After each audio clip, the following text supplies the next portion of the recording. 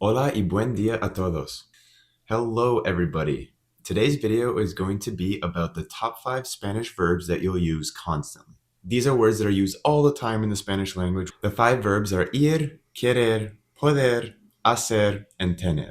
First off, we have the verb ir, which means to go. This is one of the most common verbs in Spanish, but it is irregular, so it doesn't follow normal patterns. It's used in Spanish in 3 main ways. The first is when you are going somewhere. For example, voy al supermercado. I'm going to the supermarket. Or vas a la escuela? Are you going to school? It's also used when you're talking about movement in general.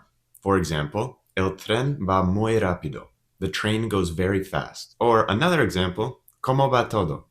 How is everything going? The third most common way that the verb ir is used is perhaps the most important, and that is when you combine the verb ir with a and an infinitive to say you are going to do something. This is essentially the Spanish version of I am going to, and then the verb that you are going to use in English. So, for example, voy a estudiar. I'm going to study. Voy a estudiar.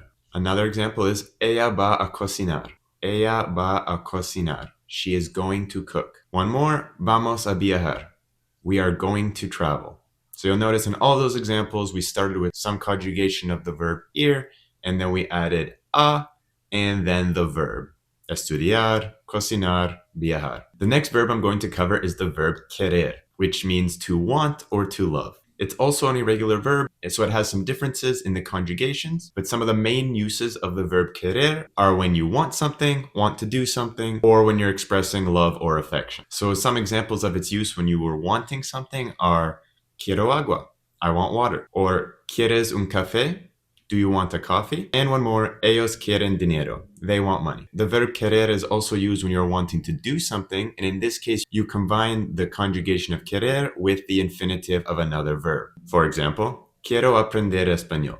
I want to learn Spanish. We combine querer and aprender, but you only conjugate querer, and you leave the second verb in its infinitive form. Another example is ella quiere viajar. She wants to travel. Ella quiere viajar. And one more, ¿quieres comer?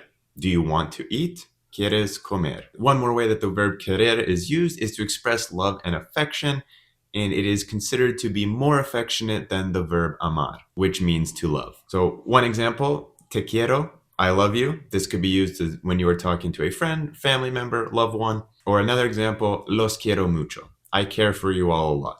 It's definitely a common way that Spanish speakers express love and affection. The next verb we have is poder, which means to be able to or can. Poder is also very commonly used in conjunction with another verb in its infinitive form. For example, puedo hablar español. I can speak Spanish. Puedo hablar español. Another one is puedes ayudarme.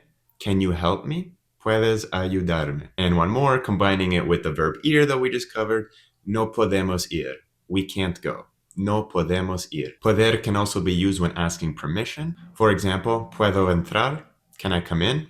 Or podemos sentarnos aquí? Can we sit here? Podemos sentarnos aquí. One other way that poder is used is when talking about things that might happen or possibilities. For example, puede ser. It could be, or maybe, puede ser. And another, eso no puede pasar.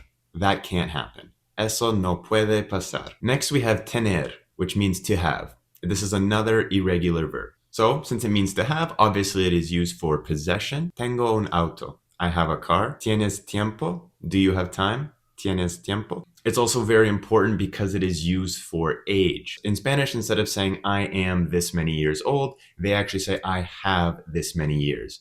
For example, tengo 27 años. I am 27 years old is a translation, but literally it is saying I have 27 years. Another very important use of the verb tener is when you combine tener with a noun to form a common expression. For example, tengo hambre, I am hungry. Tengo frío, I am cold. Or tiene razón, he or she is right. The last verb I'm going to cover today is the verb hacer, which is perhaps one of the most important verbs in the Spanish language. And it means to do or to make. An example is, ella hace una torta. She makes a cake. Or hago la tarea.